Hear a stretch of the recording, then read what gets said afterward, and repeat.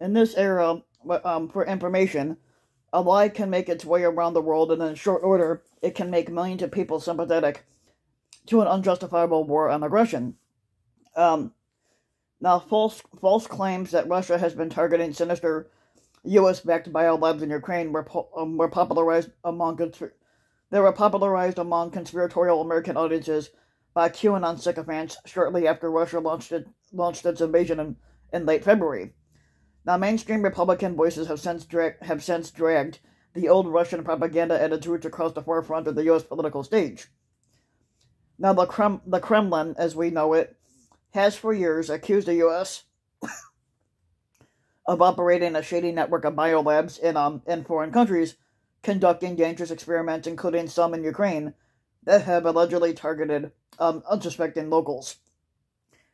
Now, the U.S. does support medical and biodefense labs across the former Soviet Union, but there is no evidence to support claims that the labs are used to develop bioweapons programs.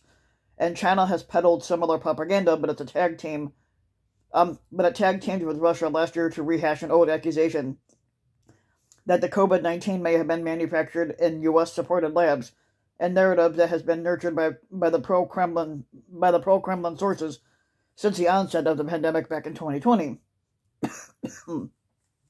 Now, the Kremlin media operations and officials resurfaced these lies as Russia was amassing its troops at Ukraine's northern border, and again in early March, once the invasion was already underway, and after its other justifications failed to stick.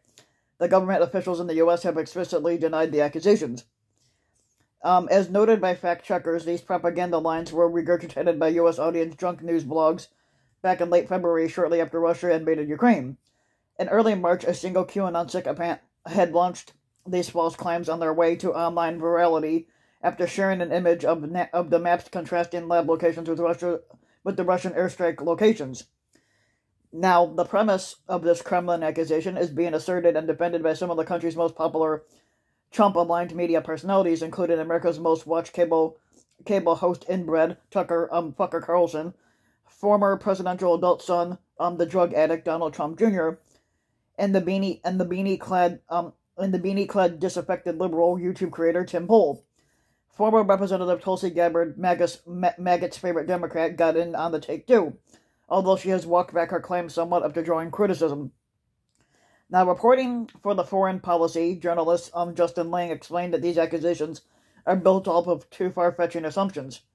That COVID-19 was manufactured as a bioweapon, and that the U.S. would only fund research labs in order to secretly produce such weapons. As thoughtless and evidence-free as those base claims may be, many online communities that traffic in conspiratorial content accepted those assumptions years ago. Now, whether they choose to blame billionaire George Soros, who has nothing to do with this, or the New World Order assertions that the coronavirus is made as a bioweapon to justify controlling the world's population, it's abundantly common in anti-vaccine and other conspiratorial communities online. Now, these claims about COVID-19's origins and the virus had supposed sinister utility to the world's elite have fueled years of anti-mask, anti-mandate, and anti-vaccine activism in the U.S., including at protests and in the harassment of public health officials. COVID conspiracy theories' ability to basically unify swaths of the anti-establishment GOP has established itself as a bridge uniting the furthest excess of conservative politics with the most mainstream of its culture war causes. It's not evident that Russia initially formulated this specific brand of wartime propaganda for the conspiratorial American audiences, but it lies about biolabs in Ukraine were likely circulated anew among the domestic Russian audiences this year to build up fear and support for its hostility towards Ukraine.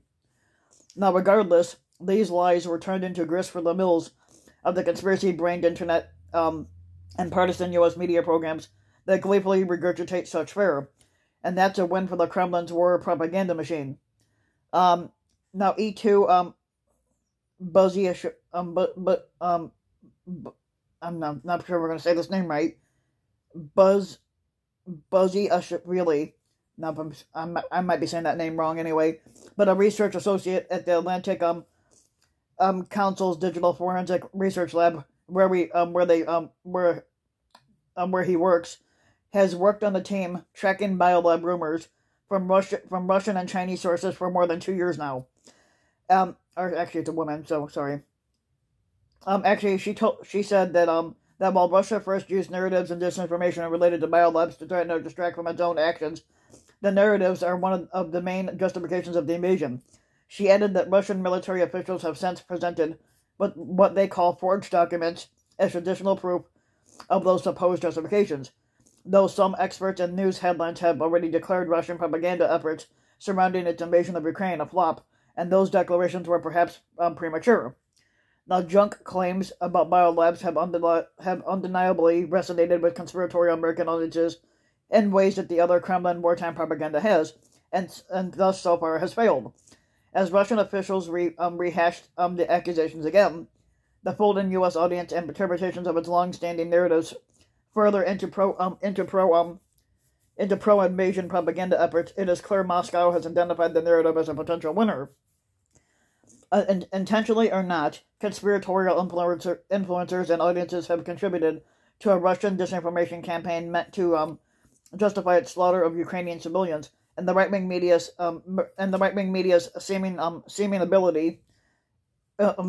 inability or unwillingness to self-police against its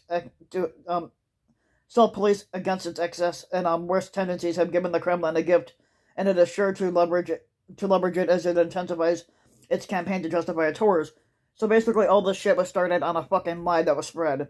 So basically, this is why Russia attacked Ukraine, because somebody spread a lie saying that they had bioweapons or that they were creating bioweapons, and there was no proof to it, and they attacked them anyway because that's what the hostility was all about.